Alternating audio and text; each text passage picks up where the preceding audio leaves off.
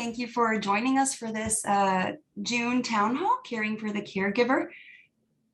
We're excited to have you. I am Dr. Maria Castillo. I go by Christy. This is, I believe, my 6th week here at Northern Virginia Family Practice, and I am so excited to be facilitating this town hall on a topic that's near to my heart. So a few things before we get started. As with our other town halls, this town hall will be recorded and available at our Northern Virginia Family Practice website and on YouTube a few days after today. We plan on also having a document with the resources as we discussed today available together with that. So you will be able to access it, and feel free to share with any family or friend that wasn't able to attend today that had interest in that. Also important for tonight, we will be having a few polls, and the idea of these is to help us tailor our discussions to the needs of our audience tonight. So please feel free to participate in that. There's also a Q&A section at the bottom of your screens. So any questions that come up throughout the discussion, please bring them up. We will be addressing them throughout the evening. And please feel free to also use the chat box to communicate amongst each other. So without further ado, I'm going to introduce our speakers shortly. We are joined by Brett Sanders and Colleen Duewel. Together, like I said, we hope to address the difficulties that are faced by caregivers and hope to share with you resources that can be of help. Like I said, I have a special interest in this topic. I myself am in the role of a caregiver with my mother, who lives in Puerto Rico, where I'm from. I'm in the unique role of remote caregiving. So some of you might be in that role as well. We can talk about that a little later if the topic comes up. After last month's town hall, which was on dementia, I came back to our practice and I said, I think talking about caregiving might be helpful to our community. And one of our docs, Dr. Zweig, immediately brought up Brett Sanders and connected us. And so here we are with Brett. Brett Sanders is the owner of Assisting Hands, home care in Arlington, Virginia. Through the work performed by Assisting Hands, Brett has helped hundreds of families in Northern Virginia deal with the vast challenges facing older adults as they age. Brett is known for compassion, integrity, maintaining high standards, and is committed to providing exceptional support to those who need assistance. He also gives back to the community throughout participation with Meals on Wheels, Dementia Friendly America, Arlington Community Centers, the Northern Virginia Falls Prevention Alliance, and other volunteer organizations. Brett is a certified senior advisor and certified dementia practitioner. Brett, thank you for joining us tonight. Yeah, thank you so much for the opportunity. Absolutely. Always happy to share what we're seeing as we're caring, and then just some personal experiences of my own. Great, we're excited to have you. Brett then introduced me to Colleen Duewel, who is joining us as well tonight. Colleen is the founder of Lionheart Elder Care and Consulting, which is an agency providing care management in Northern Virginia. She has extensive experience as an advanced care planner, certified aging life care professional, nursing home ombudsman, certified dementia practitioner, and end-of-life doula. Her extensive experience in skilled nursing facilities, hospitals, mental health, and hospice have prepared her to help families navigate the options and resources for aging and thriving. Thank you, Colleen, for joining us tonight. So delighted to be here. Always a pleasure. All right.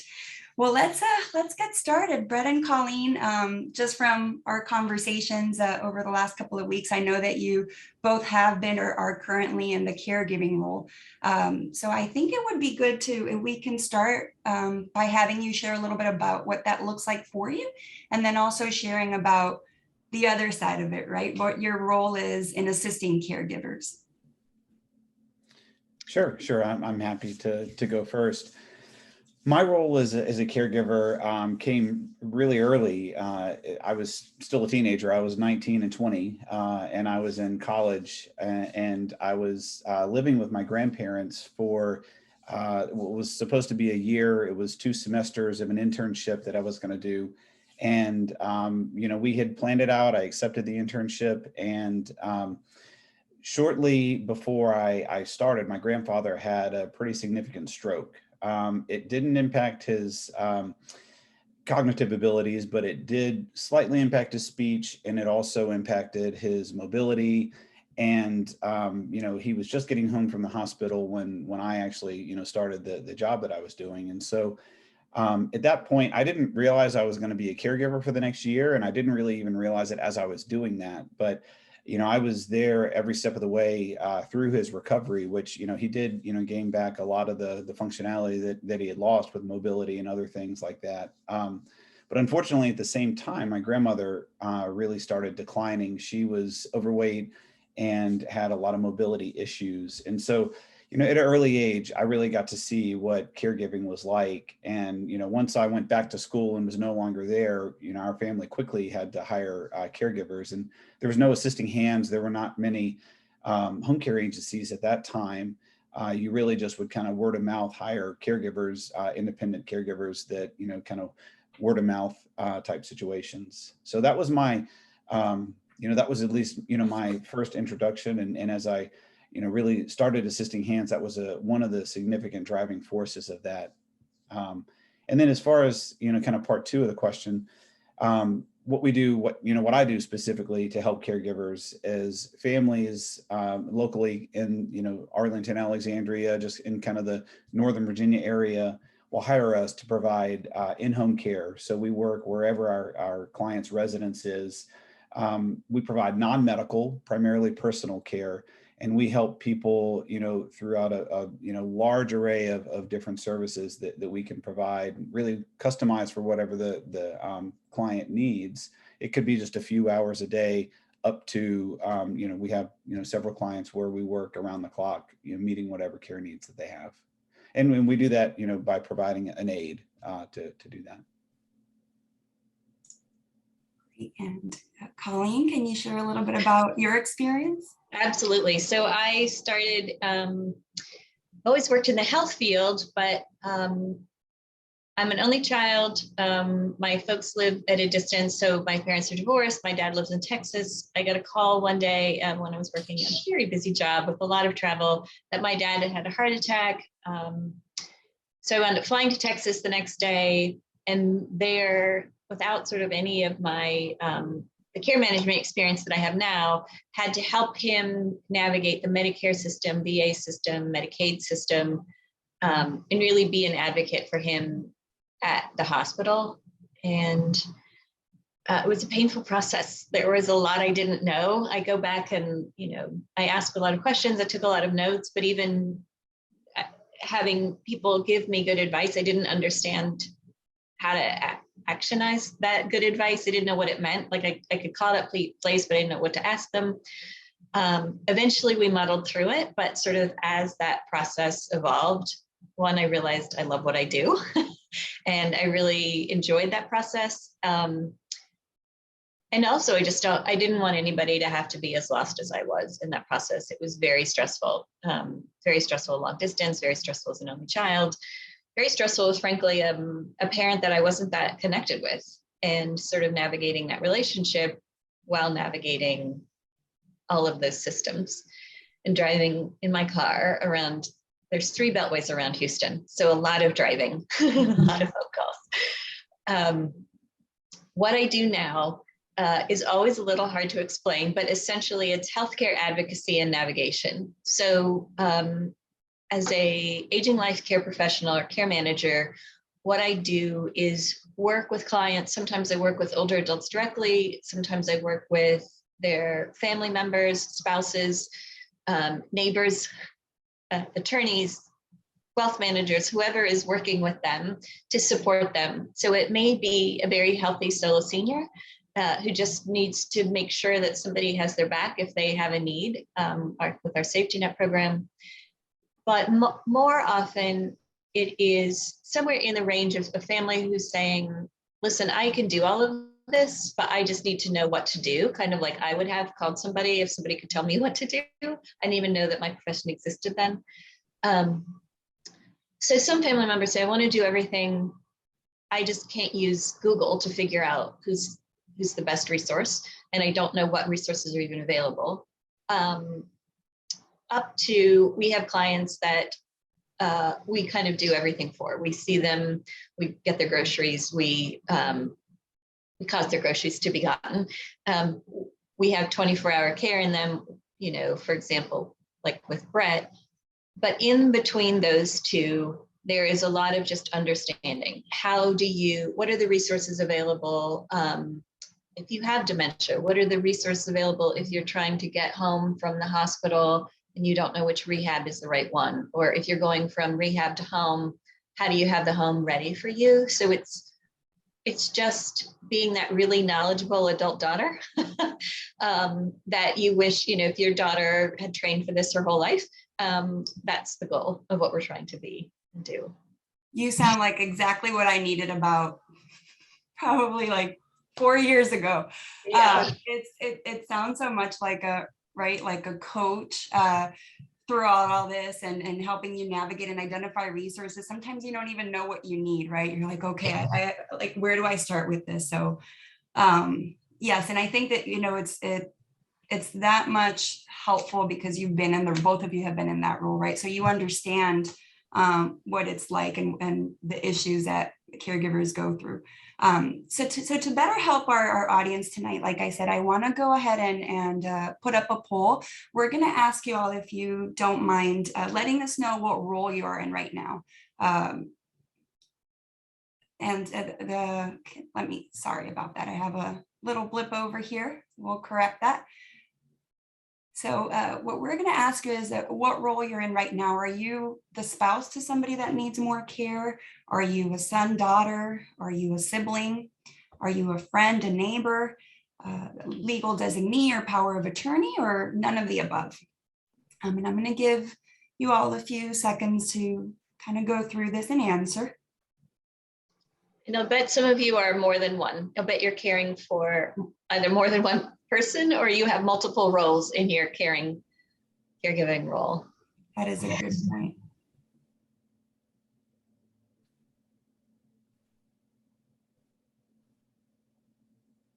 All right.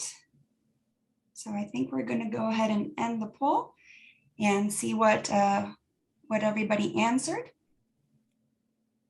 Okay, so it sounds like we're pretty split between spouses and folks that are either the son or daughter, and then we have 2 legal designees and 3 that do not fit any of these categories. So so we're going to tailor our discussions a little bit more towards what you all answered. Okay. All right. So now that we know that about half of our audience is either a spouse or a son or daughter, Brett and Colleen, can you speak a little bit about the changes that might happen in those relationships as they enter the caregiving role? Colleen, you want to go first? Sure. One of the biggest things that people struggle with is feeling, honestly, it's feeling guilty. That's one of the main things that people initially talk about. They talk about being overwhelmed, being confused, not knowing where to turn and how to get the help they need. But they also talk about feeling pulled in a lot of different directions. Like, if I do this with you, then I can't do this with my job, or I can't do this with my kids, or I can't do this with my spouse. Also, if I do this with you, for example, I could either be at my dad's bedside and sort of help him feel better, cheer him up and be there for the healthcare staff as they came in, or I could go figure out all of the benefits that he needed. I had to go talk with all these different agencies and get his benefits going, but I couldn't do both. And I had to make that decision. So people often feel split. I don't know what to pay attention to. And then also guilty. I wish that I knew more. I wish that I could do more. I wish that I didn't feel so frazzled and aggravated and short-tempered when I am trying to figure out all of these things. And I wish that there was more that I knew. So I think being overwhelmed, feeling guilty, feeling confused, and then wishing that you weren't feeling those ways. Yeah. You know, one of the things that it really also depends on the situation. whether it's a spouse, a son and daughter, every family has unique situations. Every relationship has unique situations. And, depending on which lens, you're kind of looking at it, that's going to matter quite a bit. Because if a family, for instance, is dealing with dementia, and that's one of the main problems, you have a spouse that's caring for a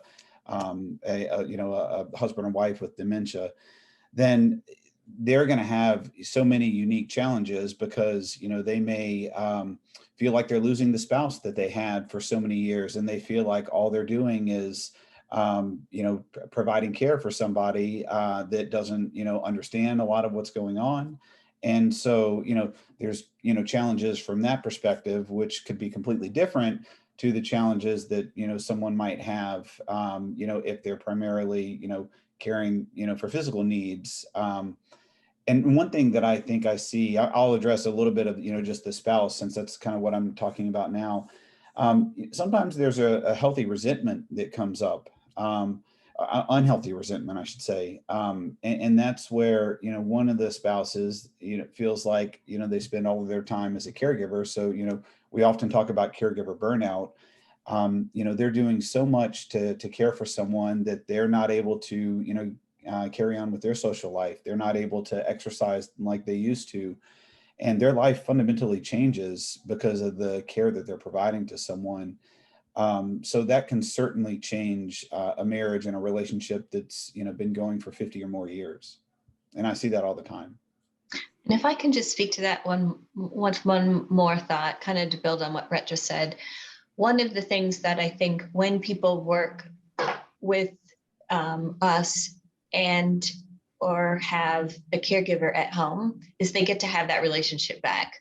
At the time, what I would have loved to have been is a daughter to my dad, but nobody else was going to go do those things.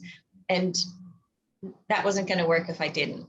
So one of the things that I talk to people about as they're working with us is anybody can help your loved one get dressed. Anybody can take them to the doctor. Anybody can worry about all these additional resources, but only you can be that spouse. Only you can be the adult daughter or son.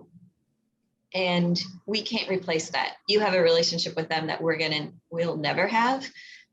And we want you to be able to continue to have that relationship. And if your relationship is primarily doing the laundry, making all these phone calls, doing all of this, setting all these things in motion, and you don't have an opportunity to do that, you're missing time together. It's such a gift to allow other people to support you in that way. It's a gift to you and it's a gift to that person. I agree. Based on my experience having physical help to do some of the things that my mom has physical limitations and some psychological as well, but having somebody help out with the nuts and bolts of the house and helping her move allows me to be more involved with her emotionally, right? And it takes away some of that extra load so that you're not as resentful. I mean, there's some resent that comes, like you said, sometimes. So that we can help provide additional resources. I do also want to bring up our next poll, which focuses a little bit on the limitations that the people we care for may have. So let's go ahead and bring that poll. Let us know a little bit about what are the primary needs of the person you are caring for. Are they more related or primarily related to physical limitations as the ones you might see in somebody who had a stroke or ALS? Are they primarily cognitive limitations like what you might see in dementia? Are they a combination or are they neither of these? And we'll give you folks a few seconds to kind of look through these and answer.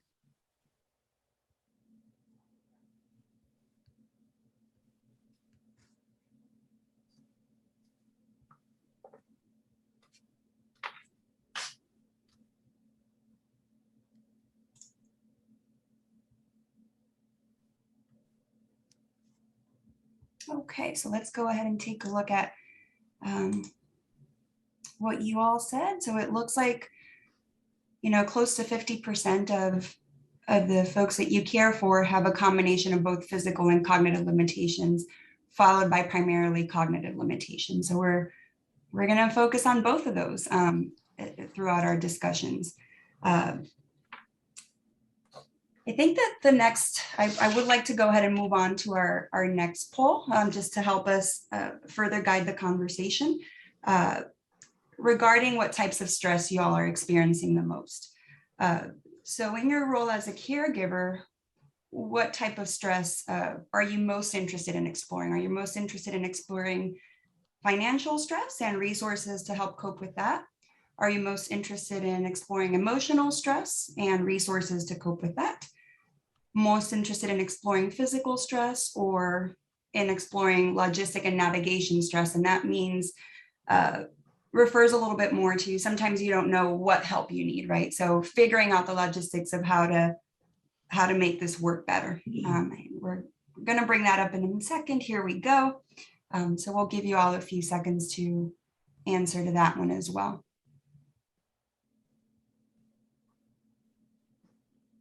And this one also is multiple choice, right? Because that, yeah, I see that. That's great. Yes. You can choose more than one, all four probably. So go ahead and choose as many as you, try to choose the one that you would like to, that's highest on your priority list. So because we're going to focus on those first.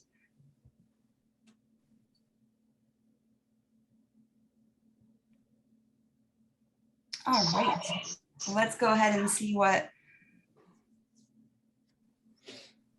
yeah.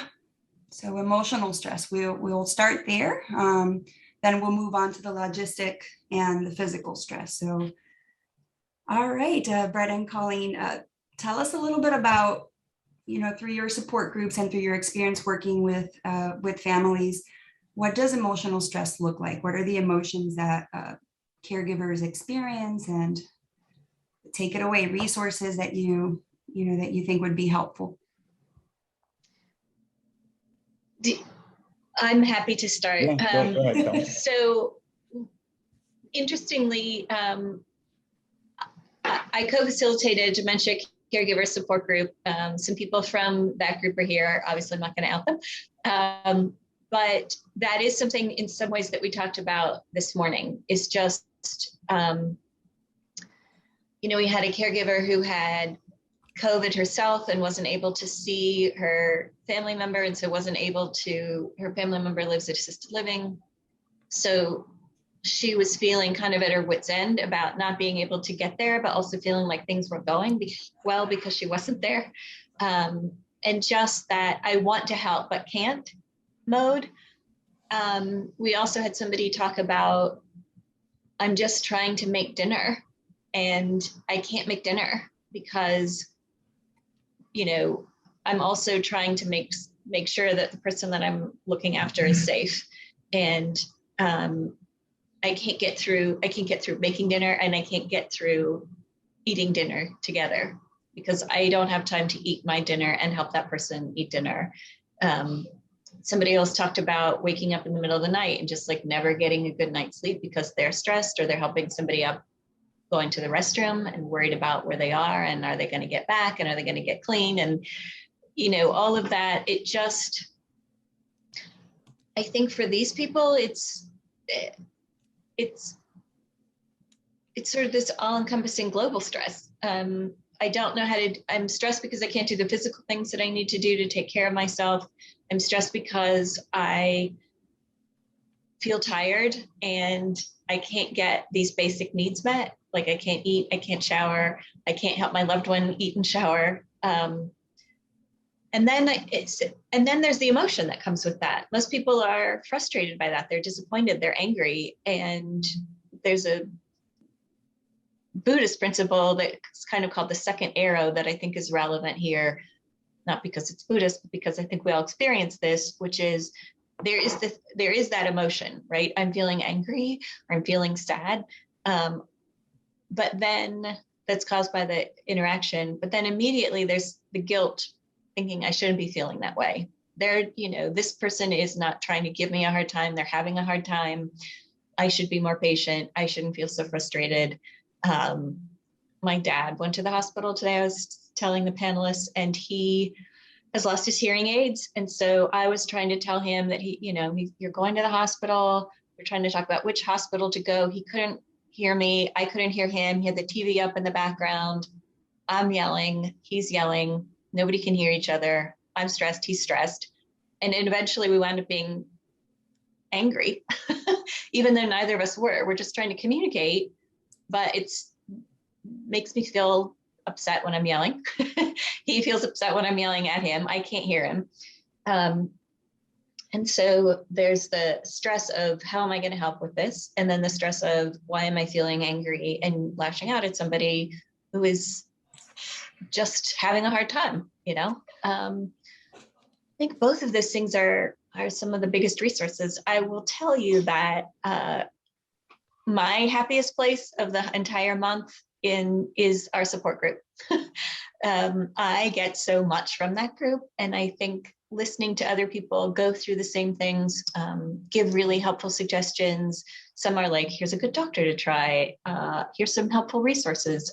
Other things are, yeah, there's no answer to that, but we're all in it together and this too shall pass. Those are helpful things. And sometimes just laughing at the absurdity that we go through. I do think support groups are a wonderful resource. It's just one aspect. Yeah, I'll chime in just a little bit as well. I think emotional stress is the hardest to help people with. At least I find that in my role, because when you think about financial stress, a lot of people do have the means through retirement or whatever, long-term care insurance to pay for care if they need that.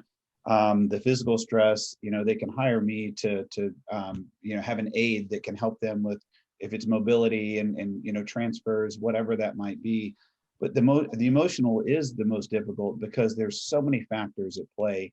There could be issues, dating back years and years. It could be, something from many years ago with your spouse, or many years ago, from childhood, when you're an adult son or daughter caring for your parent.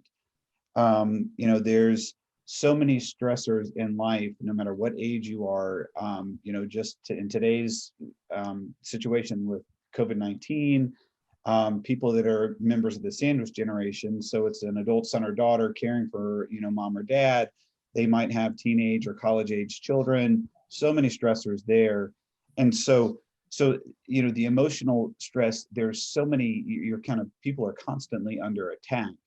And what I found that I can do to help people in that way is ask them, what are the causes of your stress, most? And a lot of times just listening and, people will tell you what that is, then you can kind of address that, based on whatever their responses are. I often recommend support groups, like Colleen's dementia support group. There are some Parkinson's support groups, because some of the best ways that you can learn, and honestly, like Colleen was saying, just get stress relief, is talking to other people going through the same thing, learning what they're doing, sharing knowledge and sharing experiences. That is so cathartic to begin with. And then, there are, a professional like Colleen, people that can help navigate a lot of what we see is, I see, people that need care. So there's often hospitals, or rehab facilities, or some sort of care facility that, people are having to deal with, case managers and therapists, and, just so many different things, causes that fear. And ultimately, that brings a lot of emotional stress. And so, that's when, I try to share as much knowledge as I can. If I realize, and I certainly don't know the ins and outs of everything, I'll rely on someone like Colleen and, point someone to a care manager that can help them navigate it. Because Colleen didn't say this earlier, but, I think of, when you're worried about financial issues, you go to a financial planner, and they can help you pick out the right investments. They can help you create a plan. That's what Colleen can do, is she can help you create a plan. And there's just a lot of confidence that you get in knowing that you're making the right decision, you're hiring the right people, you're going to the right facilities. And that relieves a lot of that emotional stress when you've got someone that's helping you in that regard. Thank you, Brett. I will say this is it's not about me specifically, but in talking with somebody who is knowledgeable about that area, I have in that kind of first conversation with people when they're calling to inquire about services, we'll kind of talk it through and talk about like what the next steps might be. And I sometimes hear people say, this is the first time in weeks or months that I felt like things might be okay. And that's such a huge relief. Like nothing in their world has actually changed, but they know they're not alone. And somebody's going to help see that through. And I think that's really helpful to know. The other thing is sometimes this is such a practical tip, but I really find it work well with families. Sometimes the stress is just thinking it's all on me. And one of our care managers worked with a family member who's supporting somebody through cancer. And she just every time she was like, I need to do this, she wrote it down. And then when everybody calls and says, what can I do to help? She looks at that list. She was like, you know what you can do? This. These are all the things that I need. And then she has more of an idea of like, what do I actually literally need help with? So it's such a practical tip, but it really does work. And it just lowers her stress, knowing that some of these things are going to get done. They're not all on her. And I think that's a big source of stress for caregivers, is feeling like it's all up to them. And Brett and Colleen, do you have a starting point? For example, I had an acute event with a family member who acutely needs help. I'm overwhelmed. I'm having all these emotions. I don't know where to start with support groups. I want support, but I don't know where. So you have a support group for dementia. There are support groups for Parkinson's. Is there anywhere where one might be able to start off and say, okay, any recommendations? There are also just caregiver support groups. Of course, because I'm trying to think of it, I can't. But when I worked in the mental health field, there was a caregiving group that we worked with that was kind of a global caregiving group. And they have wonderful resources. So you can join a support group as a caregiver. And then, of course, if there's specific things like stroke or Alzheimer's or Parkinson's or any of those kinds of things, they're often specific support groups. I know in this area, there's also a well spouse group, so specifically for spouses.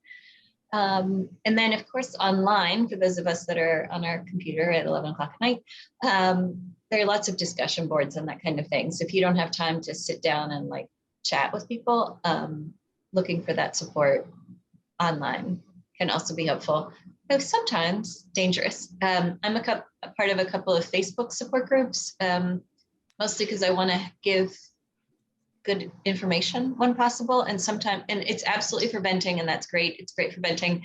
But sometimes when I see people give really clear advice that's really wrong, that scares me. So if you're getting financial advice or medical advice from Facebook, doubt yourself.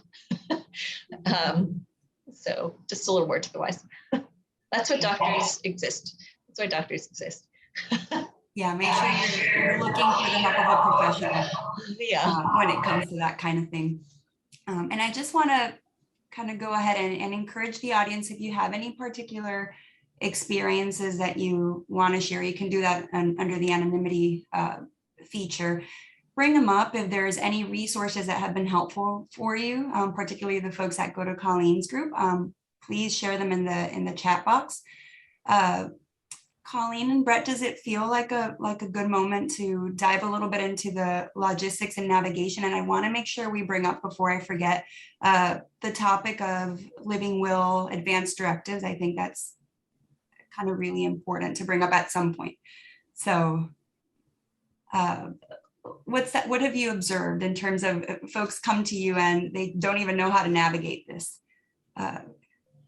Yeah, I mean, I can say, you mentioned kind of an acute event, and so much, again, I kind of go back to, it would be so great if we could have a one size fits all, or, just something that, you could kind of, prescribe to everybody, take step, A, B, C, D. Obviously if someone is, in the hospital because of a stroke, it's completely different than because of a fall. And, navigating what to do next is going to be drastically different, or at least somewhat different. But one thing, just about, part of the last question and just leading into this one as well, the resources that the hospital or the facility have, a lot of times talking to the case managers, they are, certainly, I can see from the facilities that we work in, they're very busy, and sometimes it's hard to get to them. But once you do talk to them, they have a good amount of knowledge. They're seeing these things on a daily basis, and just asking them for a little bit of support and help around, what should I be doing, and then if you're not able to get the answers that you need from the facility, then that's where, it truly does come to working with, professionals, like Colleen and I, that can help you navigate. Because I can't tell you the number of people, I don't, do care management the same thing that Colleen does, but when someone calls me from the hospital after, a parent's fallen and, they need help, and they need to know what to do, I'll walk them through a, set of scenarios based on what's going on to help them figure out if, a short-term stay in a rehab facility would be more beneficial than going home, because they would get occupational therapy and physical therapy on a daily basis, for 2 to 4 weeks.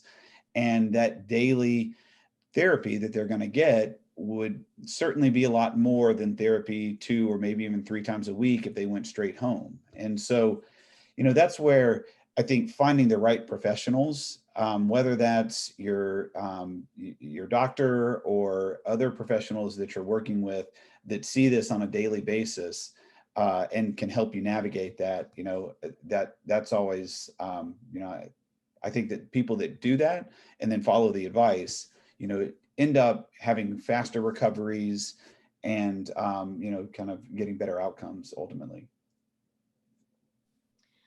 I also would love, thank you, Brett. That's great. You're absolutely right. And faster recoveries, and, sometimes when people call me, it's because they've been languishing and things are not going the right direction. So we really have to turn things around. One of the things I would love to do, we want this to be as interactive as possible. And I know that all of you are here for a reason. So when it comes to logistics and navigation, I think between the 3 of us, we have lots of resources, lots of stories, but I want to make sure that it's specific to what you're interested in. So if you do want to say something in the chat about the kinds of logistics that you're interested in, I'd love to direct to that. But while you're doing that, or as I'm thinking about it, just knowing how to do things. Just a funny logistic thing, because it's literally logistics. Sometimes people are in a wheelchair and they don't know the difference between a wheelchair and like a transport chair, for example. It's a word I can think of the word. But having a transport chair makes it so much easier to get in and out of a car and to get through doorways. And so how do you pay for those things? What about a hospital bed? How do we, does Medicare cover a hospital bed? How does the insurance work for this? Well, what if I'm in the hospital, like Brett said, and I want to go to a rehab and they're telling me I can either go to rehab or I can go straight home? How does Medicare cover that? What are the benefits? What about transportation from the hospital to rehab? Is that covered? Am I going to get this big bill later? If somebody has to go home and they need a hospital bed, who pays for that hospital bed? How do I get an order for that? One of the things sometimes that we've talked about in the support group is I'm worried that my person is going to wander. Well, Arlington County has a resource for that. There's things online that you can buy that are trackers. There are registries that your loved one can be in to kind of keep you safe. I learn new things every day, just from the support group and other people. There's so many resources that with that, when you start cold and you are so busy caregiving, it's hard to find time for all those resources and know whether they're really practical. So medical transportation, like getting from one place to another. There's medical transport, there's wheelchair vans, and like adult day programs are another sort of great resource that people don't think about. So lots of options for all kinds of logistical support, just really depending on your situation. And then finding the right person who can help you do that. I think paying for it, we'll talk about finances in a minute, but some of that logistics is knowing, I want to do that, but I'm not sure if there's a cost involved. So. Yeah, and I think that I want to bring a little bit of my personal experience as well. 10 years ago, my mother had a very acute event. She had an unexpected stroke. She was in her 50s, so she was in good health otherwise. It was a post-op complication. And we had not talked about, hadn't done any planning. There were no advance directives. There was no living will. So I basically, it was so acute where I had to make the decision whether, right, cardiopulmonary resuscitation or not. And I made the decision on the fly based on what felt right for me, right? But I wish I would have had those conversations with her before, right? Because later on she shared that she probably wouldn't have wanted that. And so, and you can have the flip side, right? You can have somebody you go ahead and you intubate them and right, and that's not what they wanted, or the flip side, right? So I think it's really important to have those conversations. I can't emphasize, it doesn't matter your age. It sounds really silly for me, right, to talk to my husband about, hey, if something happens, this is what I want to do. But it is important for all of us to have them, to get them down on paper if you want. Any thoughts on that? Any additional recommendations? Absolutely.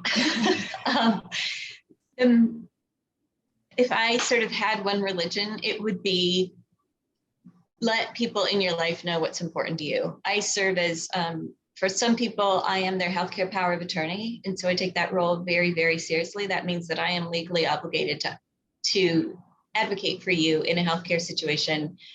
And what I want for myself is not relevant.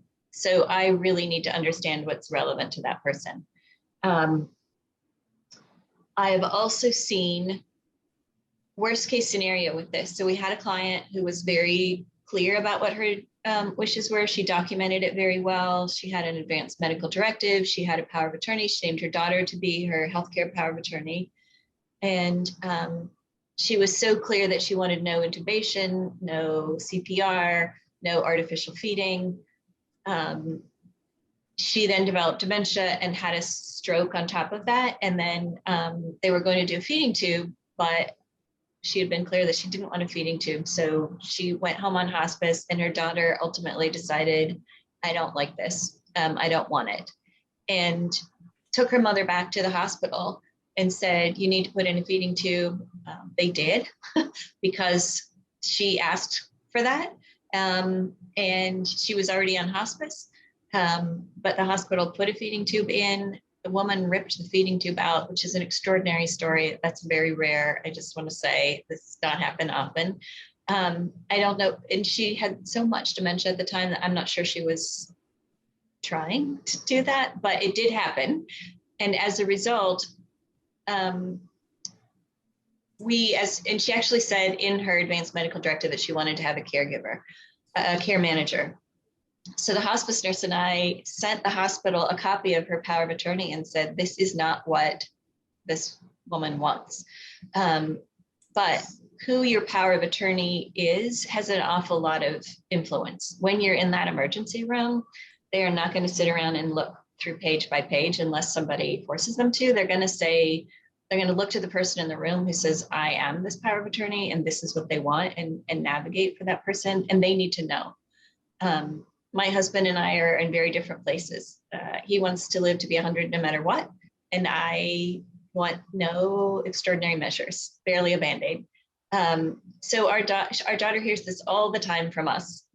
She knows exactly what we want so that she can be effective advocates for us.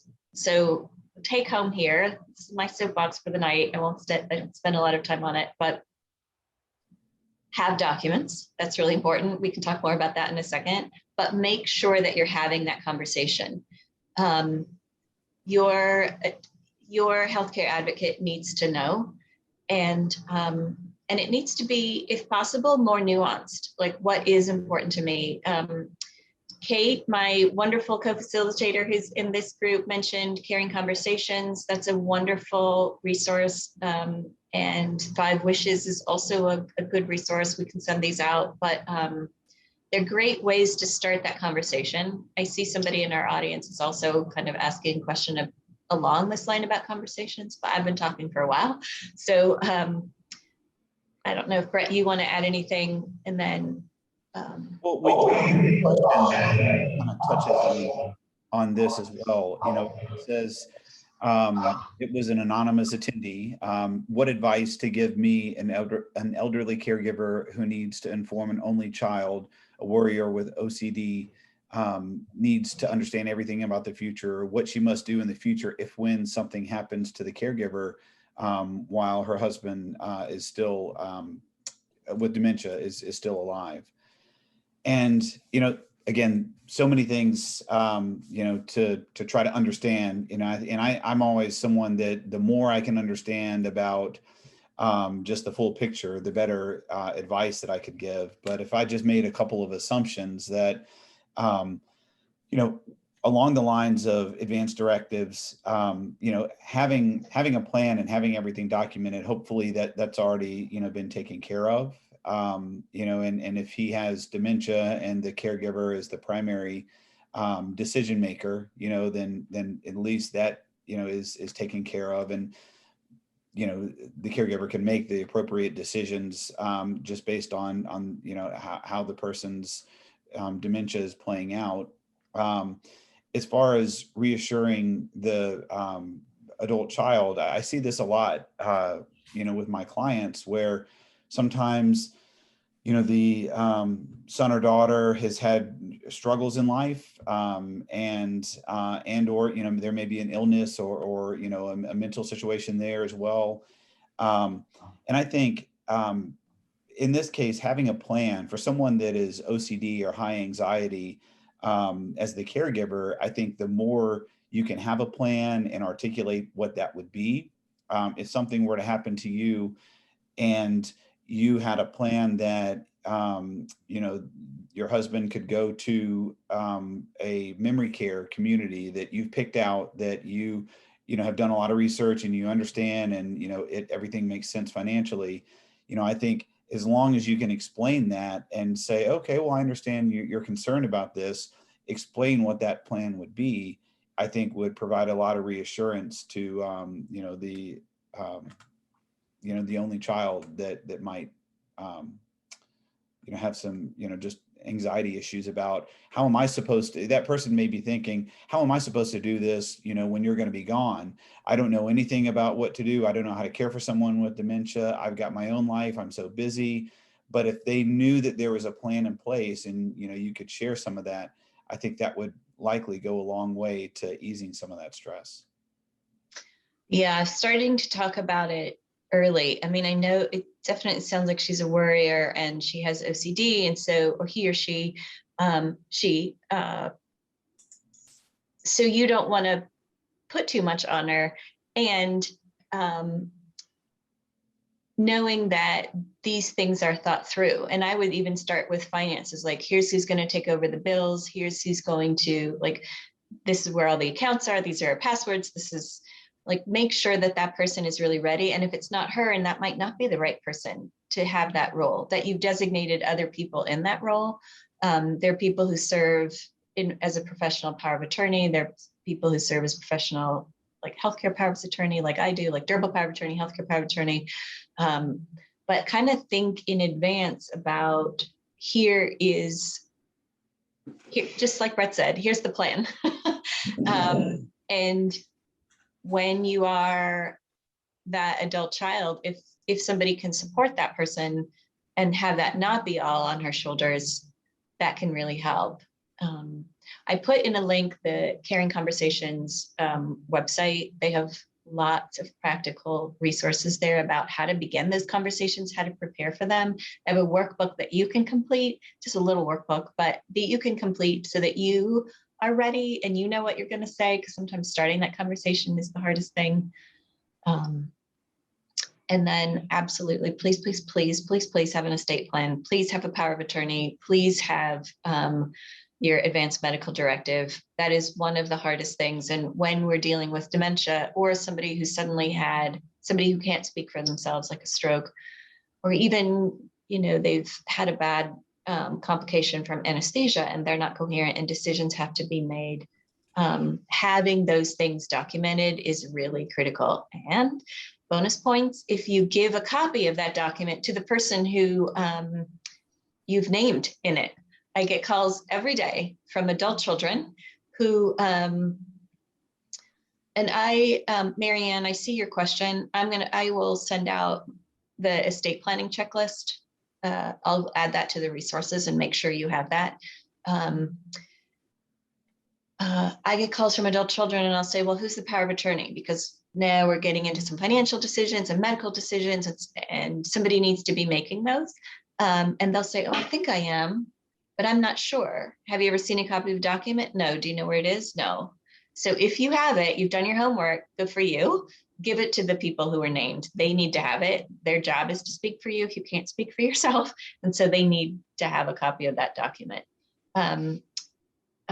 Rosalie, you asked, should you have a copy of your power of attorney with your physician? I'll bet you're getting ready to answer that. Do you want to answer that?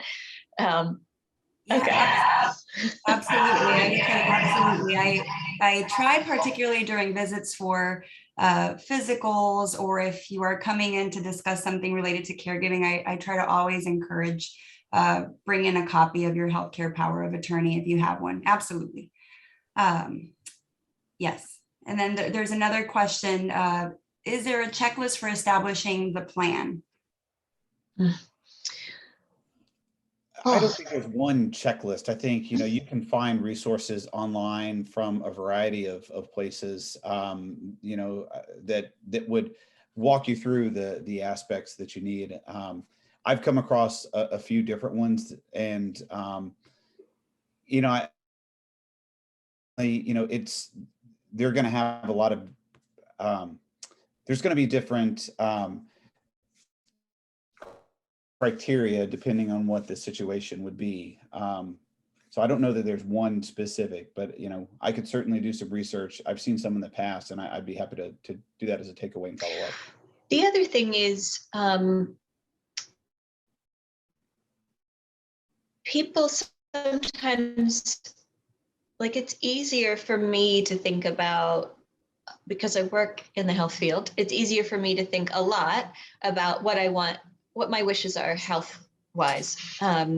But when it comes to finances and that kind of piece, my brain tends to shut down a little bit.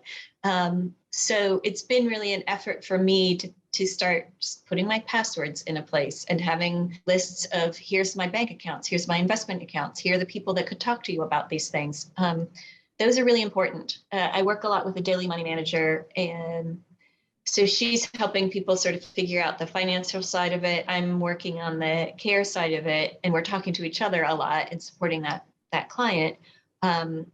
She came to this work because she was one of 4 siblings. Her parents were planners. They did things well, but within a few months of each other, both had debilitating conditions that meant that they couldn't manage anything. And the one thing they'd never done is that exact list: all my passwords, all my accounts, all the finances, who's paying the bills, how are they getting paid? How do we even access any funds to support us? And they actually had the funds, which was amazing and wonderful, but nobody had the ability to go access those funds to provide the care that they needed. So it's just having some of these practical lists available for folks so that if you aren't able to speak for yourself, they know how to step in and do that. Then, like Brett said, there are specific conditions. So if we're now adding a physical mobility limitation, or we're adding a health condition or a cognitive condition to that, there are additional things that you need to think about. And so some of those are specific to that condition. But those basic, how can somebody, what are my wishes, and how can somebody act on those? Those are really key in sort of being ready. Okay. Well, we are coming close to 8 o'clock. I know we could Goodness, probably talk about this for, a few more hours. There's so much to dig into, but I think this was a good start. Folks, I will make sure that we get together a list of the resources we've talked about and perhaps a few more. Thank you so much for joining us. I do have a couple of things to bring up. We will, and Northern Virginia Family Practice will be having a special event on July 22nd to celebrate Pride Month. Dr. Cecily Havert will be facilitating a panel discussion regarding what Pride Month means to her panelists, right? So we are excited, more to follow, more to come on that. We'll be announcing it. Also, we will be doing our Walk the Dock event on Friday, July 8th at 12 p.m. We usually go to Fort Ward Park, so we'll be meeting there right at the entrance of the parking lot. And then stay tuned. We will have another town hall event in July. More to come on that as well. And I think that's all I have for you. Thank you so much for joining us. We hope this was helpful for you. We welcome your feedback and we look forward to seeing you again for our next town hall. Any final comments, Brett, Colleen? No, just thank you for having us. If folks have any questions, obviously I'm happy anytime to, just to talk about what might be going on. And, if people just, want a sounding board or just to brainstorm and bounce some ideas around, I'm always happy to do that. Great. Thank you to both of you. There's a few people that are already saying thank you. This was very helpful. So thank you, Brett, Colleen. Everyone have a good evening and we'll see you for the next town hall, okay? Thank you so much. Thank you. Bye-bye. Bye-bye.